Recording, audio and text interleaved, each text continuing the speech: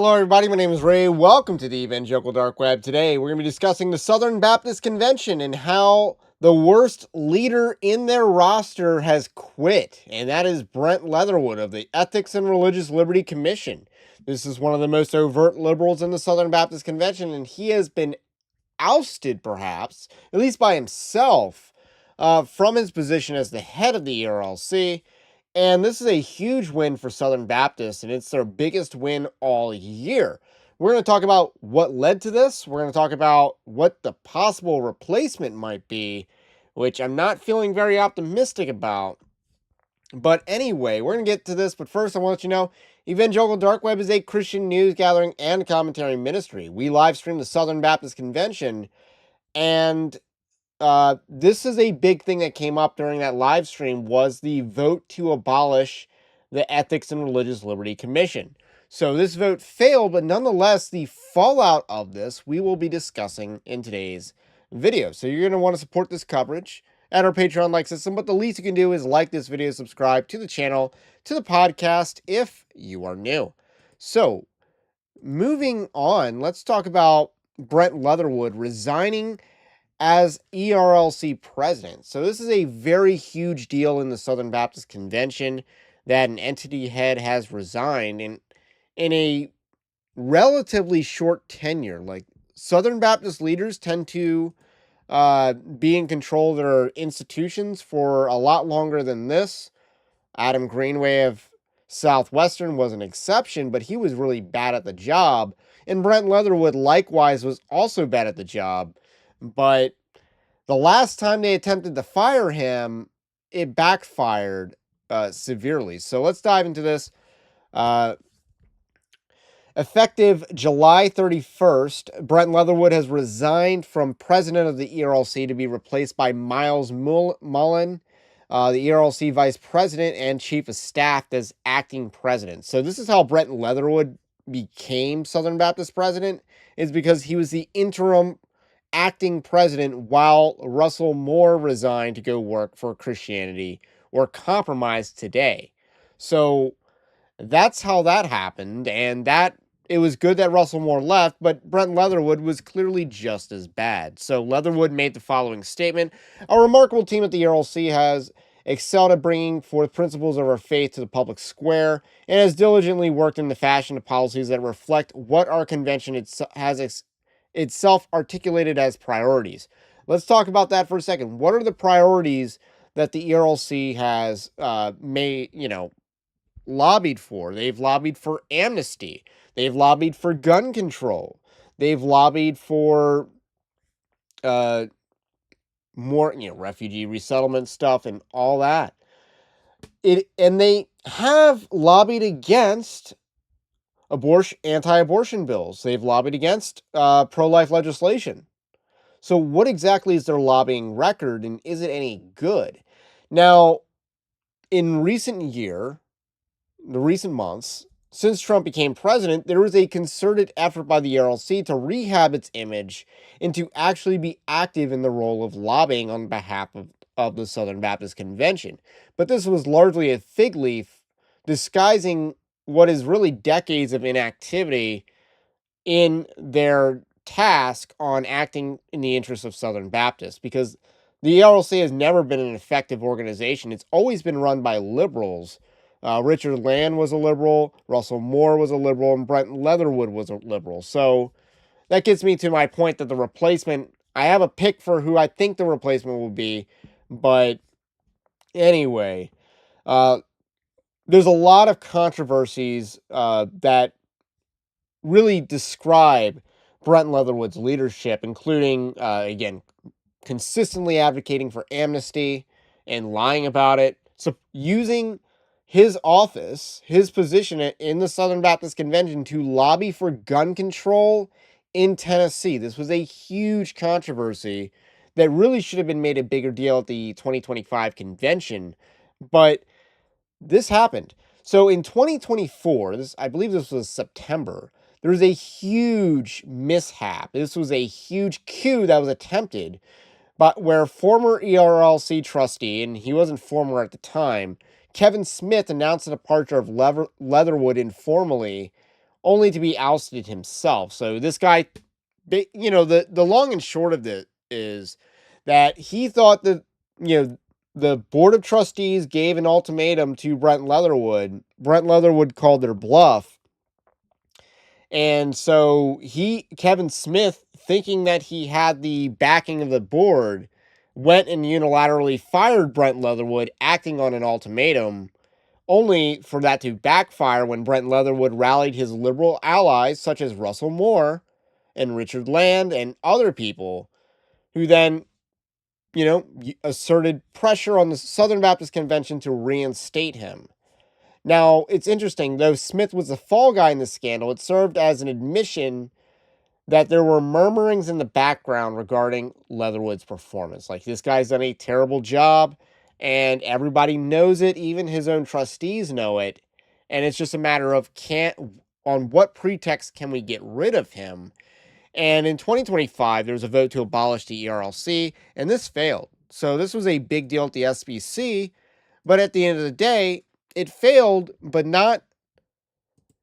it was still a successful vote for the Orthodox Southern Baptists, who were able to use this vote as a message, as a narrative of discontentment with the direction of the ERLC and ultimately the cooperative program, which we'll get to in a second.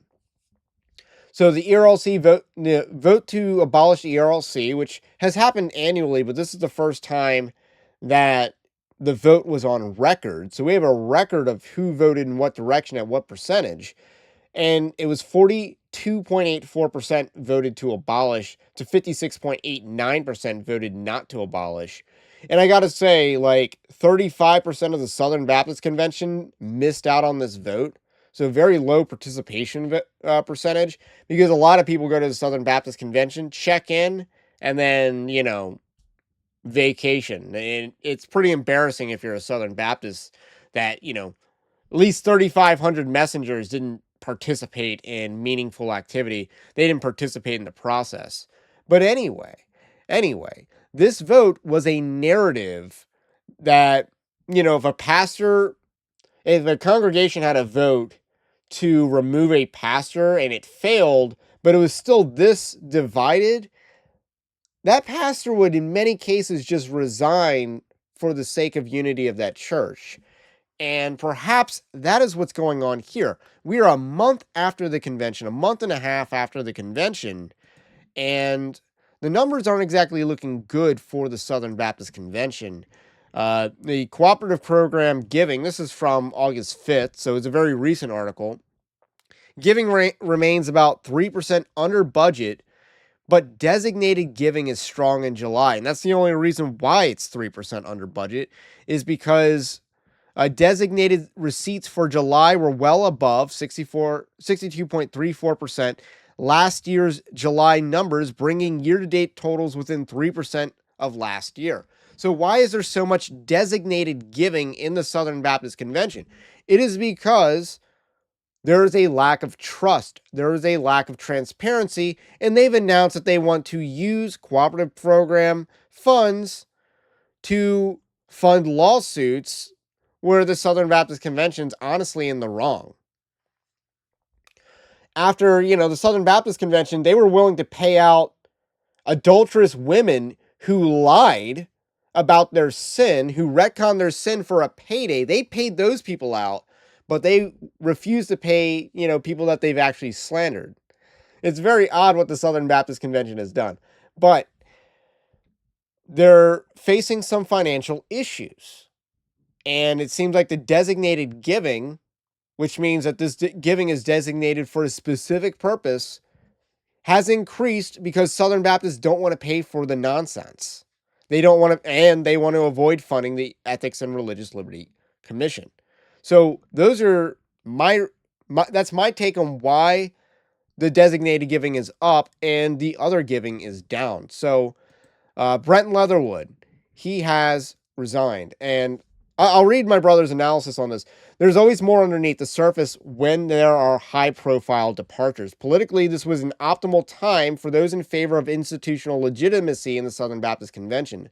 Essentially, Leatherwood regained was retained long enough to see through the fight to abolish the RLC, defeating the Laics, who sought to usurp the SBC platform, but was subsequently removed in order to improve the image of the organization. They withstood the tide to remove him, and then the RLC made changes on their own terms.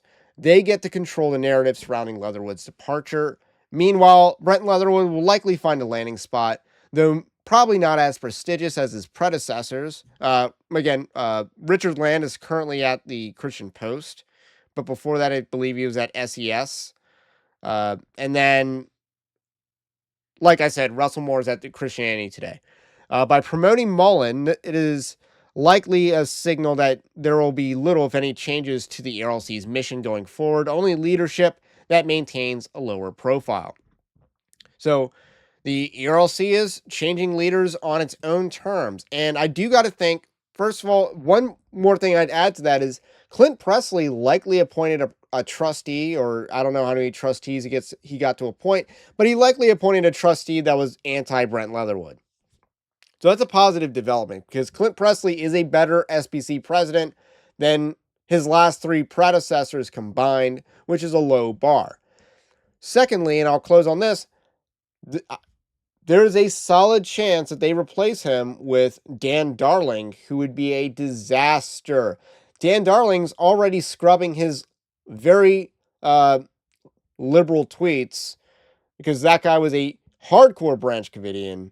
Hardcore. He joined Russell Moore in promoting churches to become jab sites in 2021. This is a guy who is Ukraine's biggest shill in evangelicalism, if only second to Richard Land.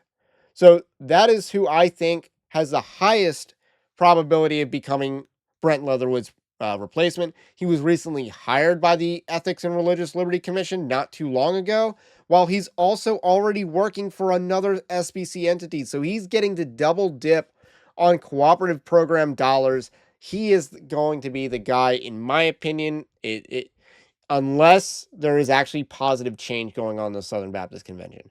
But it is a positive development that the worst leader in the SBC has resigned.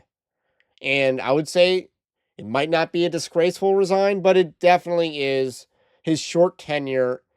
It is a sign that this was a disgraceful resign. It might not be technically on paper disgraceful, but it is implicitly disgraceful on his part, and his service has nothing worthy of celebration.